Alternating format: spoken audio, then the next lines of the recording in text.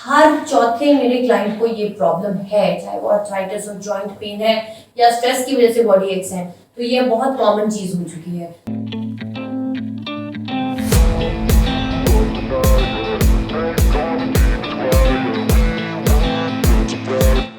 अस्सलाम वालेकुम, this is Salafi Naqvi और आज हम बात करने वाले हैं आपके जॉइंट पेन रिलीफ पर। अब जॉइंट पेन बहुत सारी वजूहात हो सकती हैं इसकी, जिसमें से एक सबसे बड़ी वजह आर्थराइटिस होता है, जिसकी वजह से आपके जॉइंट्स में पेन हो रहा होता है। कुछ चीज़ें जेनेटिक भी हो सकती हैं, कुछ चीज़ें किसी मेडिकेशन का रिएक्शन भी हो सकती हैं, और सबसे इम्पॉर्टेंट चीज़ जिसको कई दफ़ा हम लोग सीरियसली लेते वो आपका स्ट्रेस हो सकता है। आपकी नींद पूरी नहीं हुई तभी आपके पूरी बॉडी में पेन हो रहा होता है। सो पेन किसी भी चीज़ का हो, लेकिन स्पेशली जॉइंट पेन अगर आपको हो रहा है तो जो एक्सरसाइजेस अभी मैं आपके साथ शेयर करूंगी, या आप इनको पोस्चर कह लें, आप इनको फ्लेक्सिबिलिटी की एक्सरसाइजेस कह लें, स्ट्रेचिंग कह लें, जो भी है, आपको ये क्योर की तरफ लेकर जाएगा या उसकी मैनेजमेंट की तरफ लेकर जाएगा। और सबसे पहले अपने आप को एक एफर्मेशन के आई am grateful for my healing, ये बहुत ज़्यादा इंपॉर्टेंट होता है। जब हम बीमार होते हैं तो खुद को तरह तरह के उल्टे सीधे नेगेटिव जो स्टेटमेंट्स होते हैं वो दोहरा रहे होते हैं अपने बारे में। उससे ये होता है कि वो चीज़ मैनिफेस्ट होती चली जाती है और आपकी रिकवरी में टाइम लग जाता है। सो बी पॉजिटिव। और अब हम इसी एक्सरसाइज के लिए आ जाएंगे मैट पर, ताकि मैं आपको अच्छे से इस चीज़ को समझा सकूं कि ये कैसे होगा।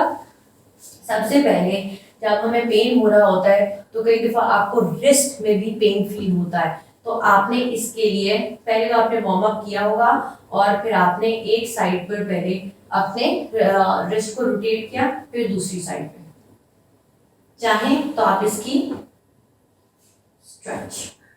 अब हर चीज आप 30 सेकेंड्स तक करेंगे और फिर दूसरे पोस्चर तक जाएंगे।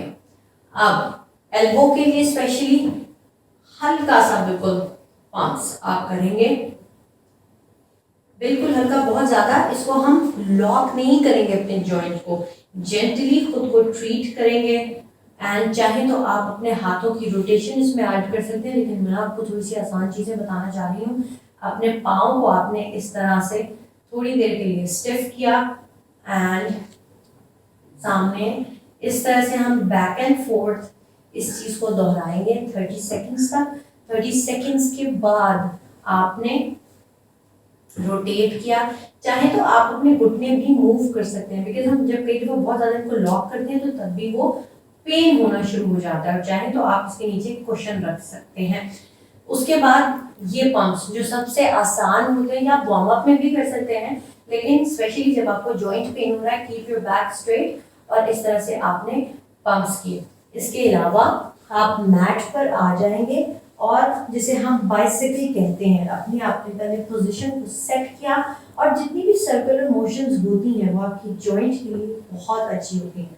तो अगर आप साइकिल नहीं चला पा रहे या मौसम ऐसा है जिसके अंदर आप नहीं बाहर जा पा रहे, तो आप घर पर रहते हुए ये चीज़ करेंगे 30 सेकेंड्स तक 2 से 3 दफ़ा, और उसके बाद हल्का हल्का टैप, ताकि आपकी जॉइंट्स में एक मूवमेंट आए और उसकी मोबिलिटी के लिए आप काम करें। चाहे तो आप इसके अंदर ब्रिज पोज ऐड कर सकते हैं, लेकिन मैं आपको आसान सी चीज़ बता रही हूँ। बहुत सारे लोग बटरफ्लाई पोज भी इसमें करते हैं, लेकिन एक चीज़ का ध्यान रखें, अगर आपके नीज में दर्द है और बहुत ज़्यादा या कार्टिलेज लॉस है खुदा न खास्ता, तो आप जब भी बटरफ्लाई पोज करें तो सिर्फ लेग्स को बहुत ज़्यादा पीछे नहीं लेकर जाएंगे और यहाँ पे कोई ब्लॉक या कुशन रखेंगे अपने घुटनों के नीचे कि उन पे प्रेशर ना आए, और बहुत ज़्यादा उनको शुरू में आप बेंड नहीं करेंगे कि ये लॉक हो, तब आपको ज़्यादा पेन होगा।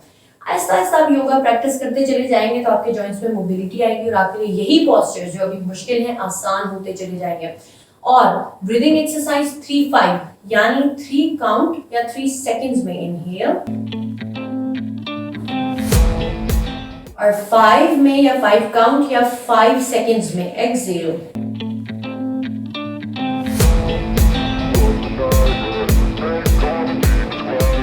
याद रहे, जितना भी आप एक्सहेल करेंगे उतनी ही कार्बन डाइऑक्साइड आपकी बॉडी से बाहर जाएगी, टॉक्सिन्स जो हैं आपके बाहर निकलेंगे और साथ ही साथ आपका फैट जो हम आम जबान में कहते हैं वो टूटना शुरू होगा, वेट लॉस की तरफ भी जाएंगे और आप रिलैक्स होंगे। तो अगर इसकी वजह स्ट्रेस है, जो कि ज़्यादातर चीज़ों की, इवन आर्थराइटिस भी लोगों को कहा जाता है जो बहुत ज़्यादा स्ट्रेस लेते हैं, तो आपको यंग लोगों में भी ये चीज़ बहुत ज़्यादा अब कॉमन हो चुकी है। हर चौथे मेरे क्लाइंट को ये प्रॉब्लम है, चाहे वो आर्थराइटिस हो, जॉइंट पेन है या स्ट्रेस की वजह से बॉडी एक्स है। तो ये बहुत कॉमन चीज हो चुकी है। सो आप लोग अपना ख्याल रखें। आई होप कि आप लोगों को ये वीडियो पसंद आई होगी और आप लोगों के लिए बेनिफिशियल भी साबित होगी इंशाल्लाह।